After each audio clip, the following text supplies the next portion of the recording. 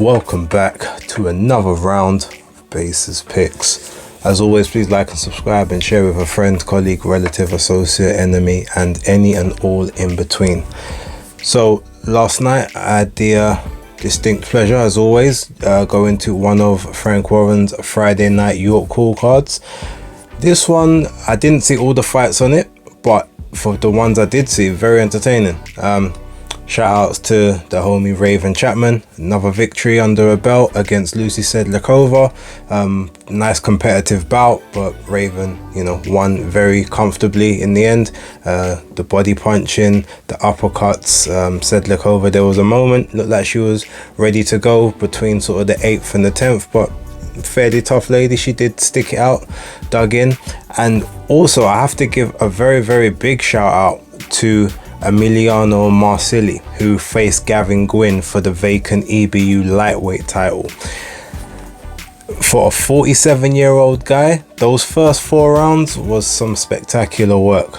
We'll talk about that a bit more on the weekend wrap, but I just wanted to give him a shout out. But congrats to Gavin Gwynn for getting the victory at the end of it. Now look, there's 2 fight cards on this weekend.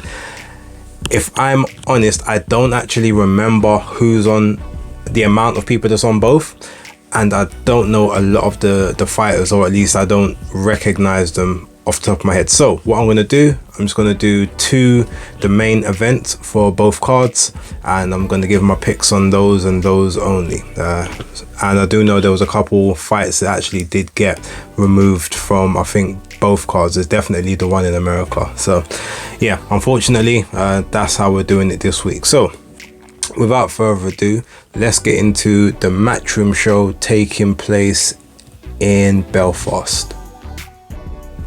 Okay, so the top of this card is Michael Conlan versus Jordan Gill, taking place at super featherweight, so 130 pounds. Both guys are previous 126 pounders moving up. Jordan Gill, I believe, is moving up because he probably, I guess, finds it really hard to make 126, and he probably will reckon his punch resistance might be a bit better up at that weight.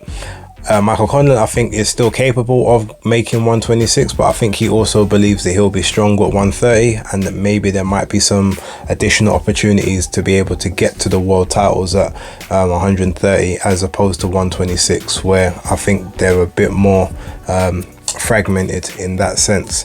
Now he's got the co-promotional deal now with Conlan Boxing and Matchroom, so he is now obviously, I guess, fully promoted by Matchroom. I'm not sure how many fights the deal is. It might be fight by fight, but knowing Eddie, it's probably like maybe a 2 or a 3 fight deal, and this is just the first of that.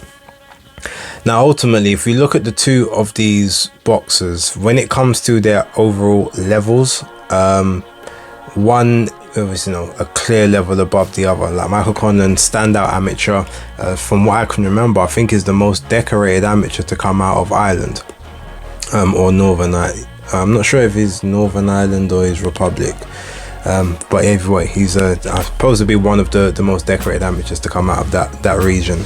And while he doesn't necessarily have the greatest of punching power, he does have good technique. He's got very good fundamentals, and he's now left Adam Booth as a trainer, and I believe is with Pedro Diaz, who was the Olympic coach for the Cuban national team, I believe, for about 15 years, something along those lines. I think now he's coaching the Dominican Republic team, or he's got some Dominican Republic fighters. So very well schooled, and probably would fit Michael Conlan's general style a lot more than Adam Booth, who's more about explosivity, whereas Conlan is very much more of a technical, a true class amateur in pedigree. So just about sharpening that up. Now when you go to Jordan Gill, a lot of his, it's weird, you look at his record, which I believe, if I can remember correctly, something like 27-3. I could be totally wrong on that. I don't quite remember, so I will put an amendment up on the screen if that's not the case. But the interesting thing about Jordan Gill's career is that I think the first 19 to 20 fights he had were almost nothing fights. I think he'd even come out and said himself previously that he barely learned anything from those,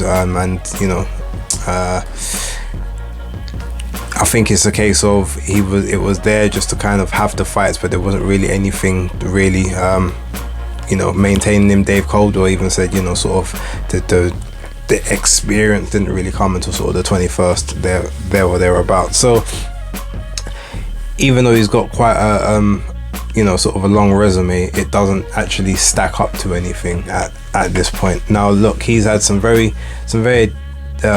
tough fights over the years. Probably the toughest one outside of the Kiko Martinez loss was definitely the Kareem Guerfi fight. I was there in attendance for that one. It was on the undercard of Lawrence Okoli versus Michal Sislak at the O2 Arena, which it was a very fun fight, and it was a fight that Jordan Gill, for all intents and purposes, almost had no right to win based on what happened in it, but he managed to grit it out, find that perfect shot that took out Kareem Guerfi, and yeah, he almost made his name off of that fight. But that fight clearly took a lot out of him, because in his very next fight against Kiko Martinez, he got stopped in the 5th round. Now look, Kiko's a big puncher, but I don't think he was ever right again after the Guerfi fight. He's left Dave Coldwell as a trainer, and that to me spells trouble, purely because look, Dave Coldwell was probably the one keeping him together and probably keeping his mind focused. Now he's training with his dad, and he's moved. Obviously he lived in sort of the south of England. Coldwell's more up the north. He didn't want to continue going up, sort of up to north to training camp. He's got a missus, got a child, that kind of thing. So it looks like his priorities now are away from boxing, and I feel like ultimately that's gonna be the catalyst for this fight. You've got Michael Conlan, who still believes, delusional or not, that he is a world level elite fighter and that world titles are in his future. Whereas I think Jordan Gill kind of realizes now, at best he's probably fringe European, and this is almost like one last hurrah for him. Now look, if we look at styles, Jordan Gill is, and the thing is, everything I'm about to say is on the predication of him being with Dave Coldwell. This is a totally new trainer, so I don't know how he's going to look using his dad for training, hitting pads, but he was always fairly good with footwork, sometimes a little bit excessive, and he would normally employ a fairly high guard, especially when he was on the exit. But he had decent punch selection. He kind of knew the right time to throw the right punch for the most part, but he could sometimes get caught through transitions, and that's the reason that Kiko Martinez was able to basically stop him. Was every time that he was going from offense to defense, he was basically almost caught in two minds of when to do it, and that's when he was getting caught and timed in between the punches.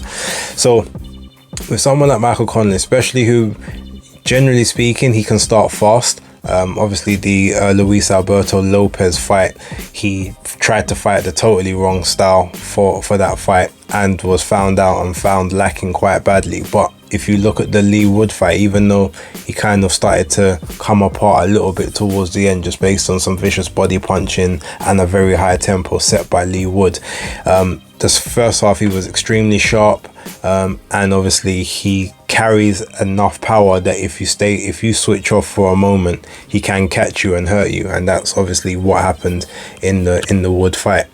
I would believe that Lee Wood and Jordan Gill have a similar level of punch resistance, which isn't the greatest, but Lee Wood has a much better rate of recovery, I think, than Jordan Gill does. And ultimately in this fight, I just think the punch selection from Michael Conlan is gonna be the main counterpoint, and outside of that, I think him being up at 130 psychologically might give him a bit more of an impetus.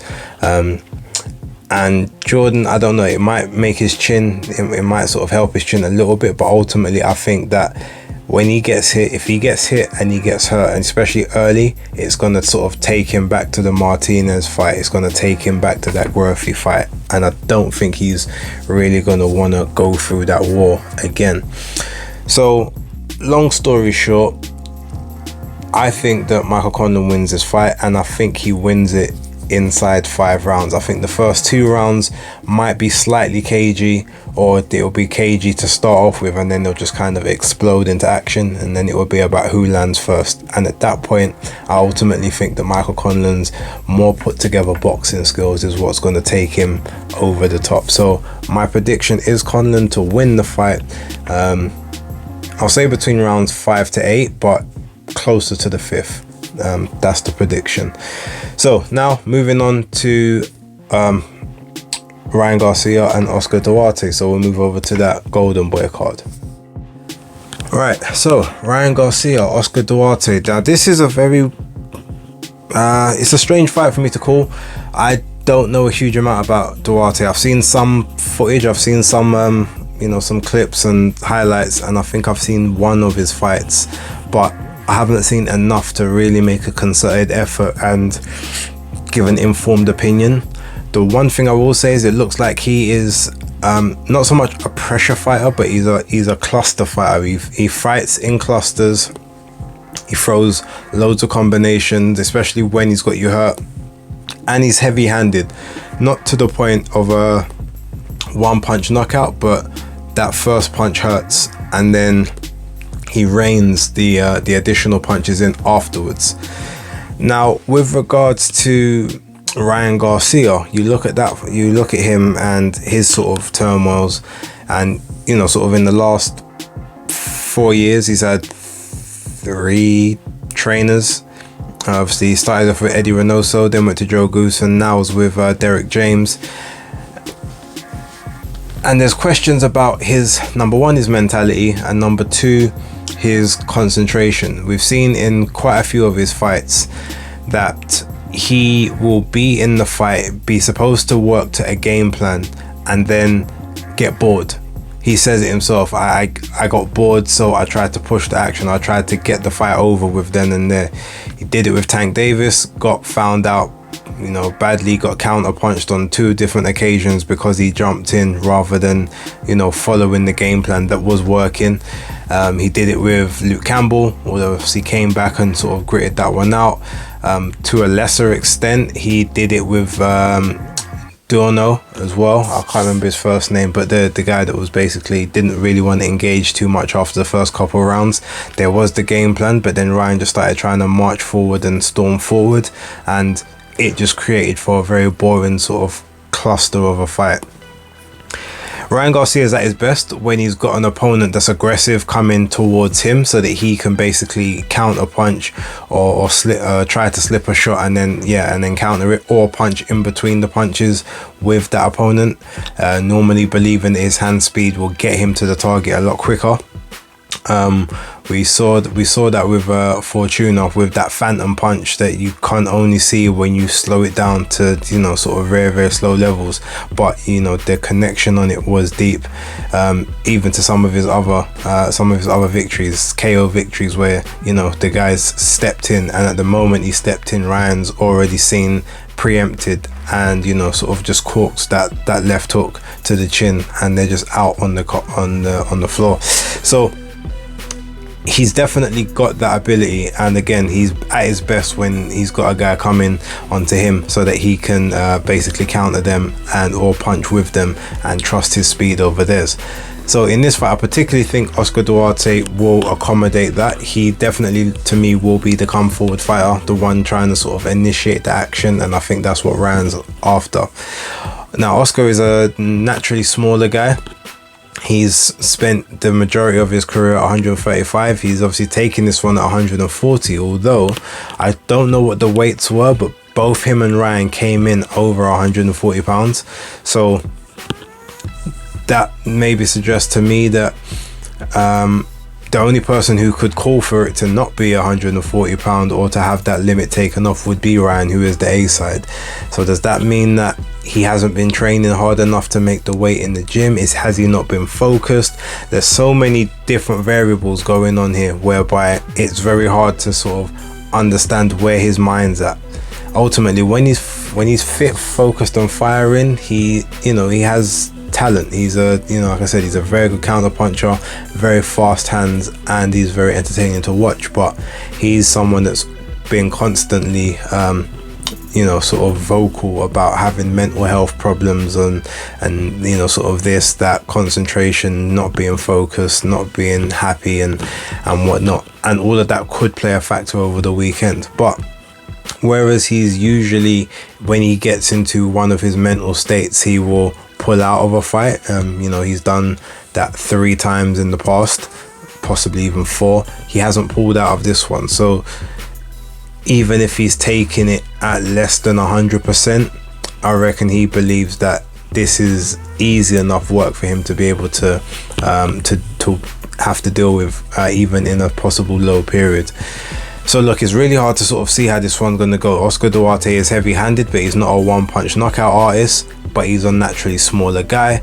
Ryan is sort of a bigger guy, definitely got the faster hands. Probably he's got the more concussive or the more devastating one-punch power, but doesn't necessarily have the greatest of gas tanks, and doesn't seem to follow game plans thoroughly enough when he's supposed to. So it really is a bit of a pick'em at this point. The variables are all there, but what I think ultimately, even though Ryan has a horrendous problem of keeping his chin in the air, especially when he is uncorking the left hook, if he gets caught in between that could be a huge problem, because we've seen his chin isn't the strongest and it is there to be hit at all times. Having said that, he is quite a bit taller than Duarte, so he may use his height and his reach advantage, because he has done it in the past. Not always, but at times it has been visible.